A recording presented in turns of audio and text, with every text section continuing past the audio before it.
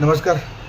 बऱ्याच लोकांचे असे प्रश्न येत आहेत की FY 24-25मध्ये 7 लाखाच्या खाली उत्पन्न असणाऱ्यांना टॅक्स नाही आणि FY 25-26मध्ये 12 लाखाच्या खाली उत्पन्न असणाऱ्यांना कुठल्याही प्रकारचं इन्कम टॅक्स भरायची गरज नाही.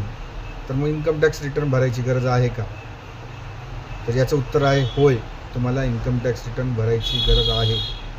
इन्कम टॅक्सचा सेक्शन 139 सबसेक्शन 1 असं म्हणतो की ज्या व्यक्तीचं उत्पन्न सर्व मार्गाने मिळणारं उत्पन्न हे बेसिक एक्झम्पशन लिमिटच्या म्हणजे जे ओल्ड स्कीममध्ये 2.5 लाख रुपये आणि न्यू स्कीममध्ये 3 लाख रुपये आहे त्याच्यावरती असेल तर तुम्हाला इन्कम टॅक्स रिटर्न भरणं हे कंपल्सरी आहे, मॅन्डेटरी आहे.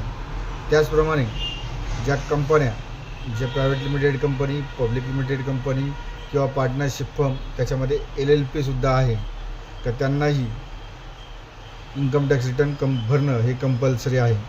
कंपनी आणि LLPसाठी कुठलंही बेसिक एक्झम्पशन लिमिट नाही. त्यांना दरवर्षी इन्कम टॅक्सचं रिटर्न हे भरणं कंपल्सरी आहे. त्यासाठी नॉन ऑडिट केसमध्ये 31 जुलै आणि ऑडिट केसमध्ये 30 सप्टेंबर ही लास्ट डेट आहे.